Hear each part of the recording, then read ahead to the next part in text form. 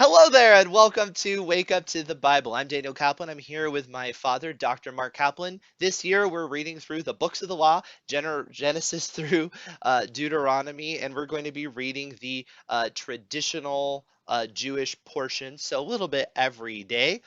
Today, we're going to be reading Genesis 11, 1 through 32, so the whole chapter of Genesis 11. Hopefully, it doesn't go bankrupt on us, but we're going to go through. I guess people are morally bankrupt in this chapter, though, so it kind of works. Genesis 11, and afterwards we will make some comments on it. All right, so Genesis 11.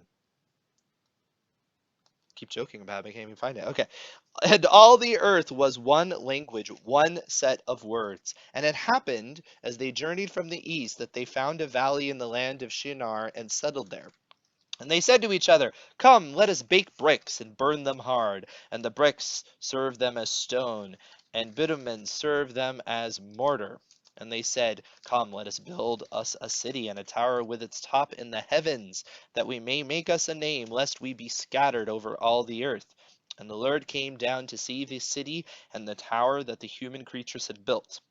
And the Lord said, "As one people with one language for all, if this is what they have begun to do, now nothing they plot to do will elude them. Come, let us go down and baffle their language there, so that they will not understand each other's language."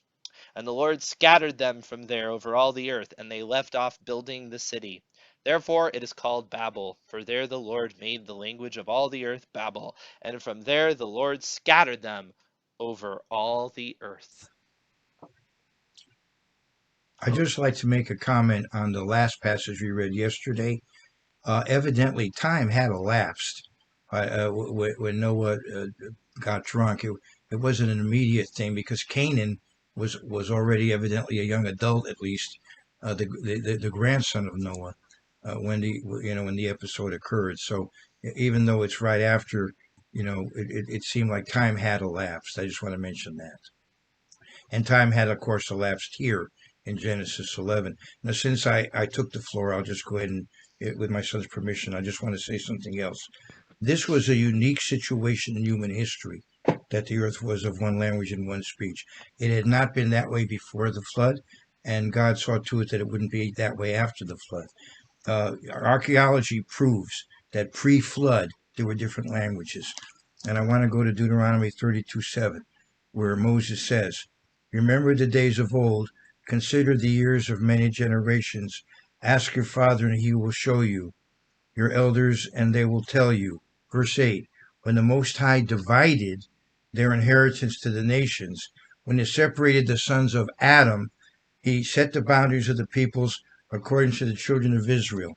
So yes, you could say God worked out the geopolitical situation for the sake of his people Israel. But it says that he separated the sons of Adam. So that implies not the sons of Noah, but the sons of Adam. So that implies that even prior to the flood, he saw to it that people had different languages. And so this is a unique period in history where the whole of humankind can understand one another. It was not the case before, and it wasn't the case after. All right, so you're going to read the rest of the chapter now? Am I? Oh, Yeah. okay. Oh, I'm sorry. Oh, I'm sorry. 10 through 32, Oh, okay. the genealogy. This is the genealogy of Shem. Shem was 100 years old and begot Arphaxad 2 years after the flood. And after he begot Arphaxad, Shem lived 500 years and begot sons and daughters. Arphaxad lived 35 years and begot Salah. After he begot Salah, Arphaxad lived 403 years and begot sons and daughters. Salah lived 30 years and begot Eber. After he begot Eber, Salah lived 403 years and begot sons and daughters. Eber lived 34 years and begot Peleg. After he begot Peleg, Eber lived 430 years and begot sons and daughters. Peleg lived 30 years and begot Reu. After he begot Reu, Peleg lived 209 years and begot sons and daughters. Reu lived 32 years and begot Serug. After he begot Serug, Reu lived 207 years and begot sons and daughters. Serug lived 30 years and begot Nahor. After he begot Nahor, Serug lived 200 years and begot sons and daughters. Nahor lived 29 years and begot Terah. After he begot Terah, Nahor lived 119 years and begot sons and daughters. Now Terah lived 70 years and begot Abram, Nahor, and Haran. This is the genealogy of Terah. Terah begot Abram or Abram, Nahor and Haran. Haran begot Lot. And Haran died before his father Terah in his native land in Ur of the Chaldeans. Then Abram and Nahor took wives. The name of Abram's wife was Sarai, and the name of Nahor's wife Milcah, the daughter of Haran, the father of Milcah and the father of Iscah. But Sarai was barren; she had no child. And Terah took his son Abram and his grandson Lot, the son of Haran, and his daughter-in-law Sarai, his son Abram's wife, and they went out with them and they went out from them from Ur of the Chaldeans to go to the land of Canaan, and they came to Haran and dwelt there. So the days of Terah were 205 years, and Terah died in Haran. And again, I'll make a comment I made yesterday. If you're looking for some baby names, you got a lot of material there to go off of. But I jest. But it is something to state about these documents in Genesis is that this is giving a grounding to it. This is certainly maybe a little foreign to us culturally. After all, we can just go on Ancestry.com and see what's going on. But the idea of keeping track of your family lineage is something that culturally was very meaningful. I recall, this is kind of a side note, but in nearby where we are in Florida, we have a translation center that translates the Bible, Wycliffe, and they do little presentations. And there was one time they did a presentation and they had just translated the beginning of Matthew and they, read through the genealogy and they were reading it to some, tribe in some remote area, and so quite distant culturally in many ways. And they immediately responded to that genealogy. The tribe was like, only a great man would preserve his genealogy in such a manner. So sometimes I think we can forget culturally why this stuff is there. It might seem a little bit boring or whatever, pedantic or something, that the Bible goes into all of that. But for the era, it was important, and it does add validity. It is something to study. There is a lot of interest to it. I guess I'm hopping towards the back of it with the genealogy, but do you want to talk about a little bit about the genealogy before we get into the story of Tower of Babel? Well, genealogy is important, and when Jesus Christ establishes God's kingdom and we have the rule of the saints, as nations are organized, and the background is here in the Bible of many of the nations that will exist at that time, and so this is important information. And as I said, as Daniel said, it also establishes the historicity of the account. I'd like to mention that evidently in the islands, like the Polynesian islands, many of the people there, from the time they arrived at the island, they have memorized the genealogy of those who first landed on the island, and on and on. And so they related, as Daniel said, to when the missionaries came and quoted these genealogies, it was something that they could relate to. But family is very important. It's interesting, in spite of the fact that we culturally nowadays in America are seemingly undermining the family, but I think about very successful movies, and one that comes to mind was the original Superman movie, and there the parents posthumously are influencing the son, instructing him by video even after their death. And then you have The Godfather, one of the most successful movies of all time, very much the history of a family. And so in spite of all the pressures to try to undermine the family, it's still something that we really deep down understand, that the value of the family. And of course, other countries that are right now maybe ascending, as we unfortunately seem to be descending, they're putting more emphasis on the family. They understand the importance of the stability of the family for their country. Unfortunately, right now, I hate to say this, but I'm an American living in the United States, And here I see unfortunately, often the family is undermined. One thing that this is a little bit interesting too about this genealogy is it does clue into us the difference of human lifespan, obviously, because unlike before in Genesis, you have lifespans getting shorter and shorter and shorter as it goes. It starts fairly long and then it gets shorter and shorter. Apparently, the number of years from the birth of Shem's son to Abraham's migration to Canaan is 365 years, I've heard. I've heard that speculated. I haven't gone back and counted that. I've counted. This comes from Robert Alter, who's quoting Moishe Winefield. So kind of interesting. But I mean, I think one reason why this stuff is there is so you can kind of see things like that too. Right. You can develop a chronology for biblical history. There are certain differences. For example, there was an Archbishop Usher who worked backwards and came up with 4004 BC. Others came up with other dates, but it is possible to develop, from Adam and Eve to the present, a certain chronology of the history of human beings, beginning with Adam and Eve. I'm not talking about Neanderthal, Cro-Magnon. I'm talking about from Adam and Eve on. We through the Bible, you can get a general sense of how chronology has gone. And there are chronological benchmarks in the Bible. For example, the period between the Exodus and the dedication of Solomon's temple. There are certain periods of years that are mentioned. And I thank all of you young earthers for not tuning us out. But you may disagree with us on that point, but please, we have a lot of common ground, so you can keep going with us. I was like, they were triggered. Pre-Adamic man, what? Yeah, it's okay. It's okay.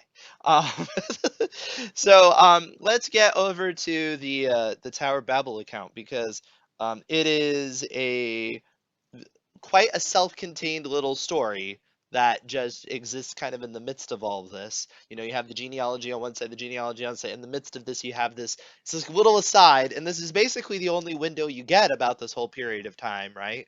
And it's an interesting story, again, from a literary perspective, because what it speaks to is the futility of a single system working without self-destruction. And this is something that we see in history all the time. People will try to unite everything under one thing, and inevitably it fails. Now, I do believe the history of this account that there was divine intervention, but I think it does speak to a basic human truth.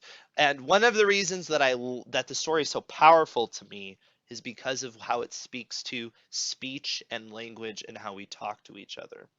Now, we can see in modern era how people are using definitions for things and they're not talking about the same thing.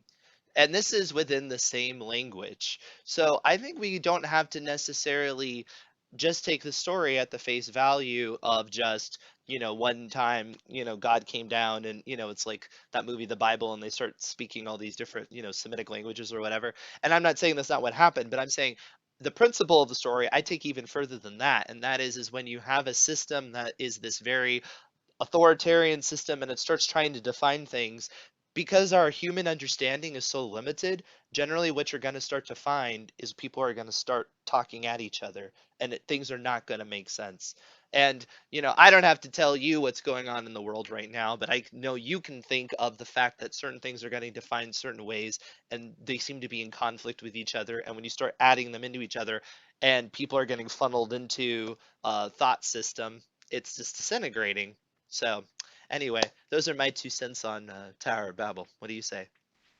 Well, the concept of Bob Il is like the gate of God, and so this evidently the ziggurat that they were constructing was maybe, I guess, some kind of tower that maybe was supposed to lead to the heavens. I love that word ziggurat. But Babel in the Hebrew is a sort of onomatopoeic word indicating what it sounds like.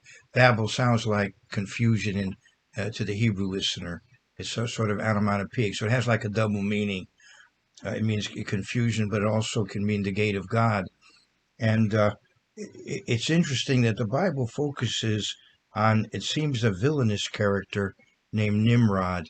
He's a mighty character, but it seems somewhat negative here. And there is a belief among Bible scholars that associate Nimrod with his Tower of Babel. That's a common belief that he was instrumental in organizing the building of this tower. Now, in the account, the people come together in the third verse and say, "Come, let us make bricks and bake them thoroughly." Then, when God comes down, he answers them also the same way. Verse 7, "Come, let us go down." And they're confused their language. So he speaks to the heavenly court, and he's going to make a major decision now. This is a major decision because it really disrupts human history in a major way. And evidently it's to save us from ourselves. That if we had stayed together, we very likely would have self-destructed way back then.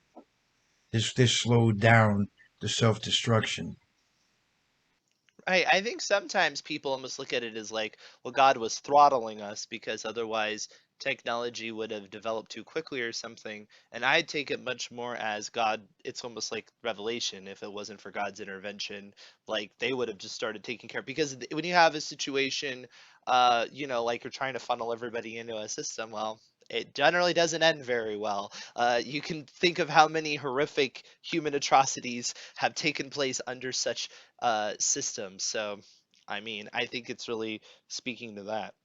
Uh, Robert Alter had some interesting comments because he didn't only he mentioned what you said about the symmetry, but he talks about there's a lot of other symmetry just throughout the whole thing. He says the whole thing is incredibly. He says it's like a hall of mirrors. There's just constant reflection. The word language is all over the place, and also the fact that the land of Shinar, like I guess he says that's basically like the earth, right? Same word is what he says. So.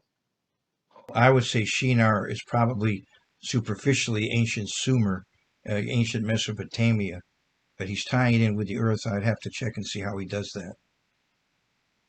Oh, I'm sorry, land of Shinar, because land, yes. Oh, Land, land. land could be. I Oh, apologize. I did better incorrectly. See, this is why I'm not the Hebrew expert. Yes, the land. So you have the land of Shinar, which is also reflected in the earth itself. Is what he's saying. He's just saying everything is getting mirrored, everything is getting magnified a bunch of times, and he also says that the language is deliberately simplistic. So it sounds like to a modern audience, it's almost like Dr. Seuss or something. There's something very poetic about it in a simple way to convey some sort of basic truth. So anyway, that's what he gets out of it, and I find that really cool. Like I said, I love to nerd out about stuff like that.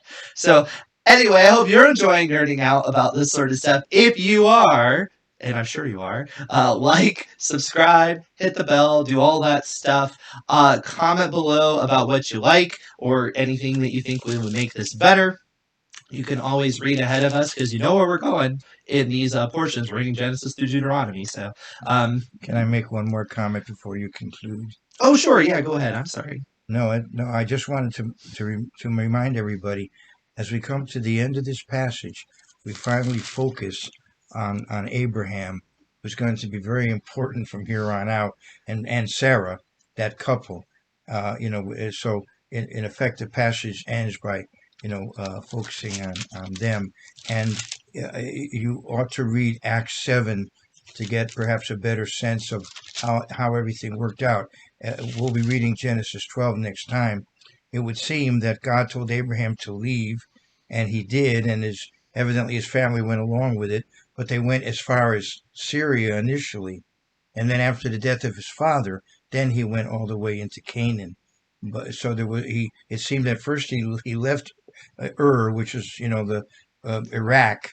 Then he went as far as Syria, but didn't complete his exodus, to the promised land until the death of his father. But I think that is clarified by how Stephen covers it in Acts 7.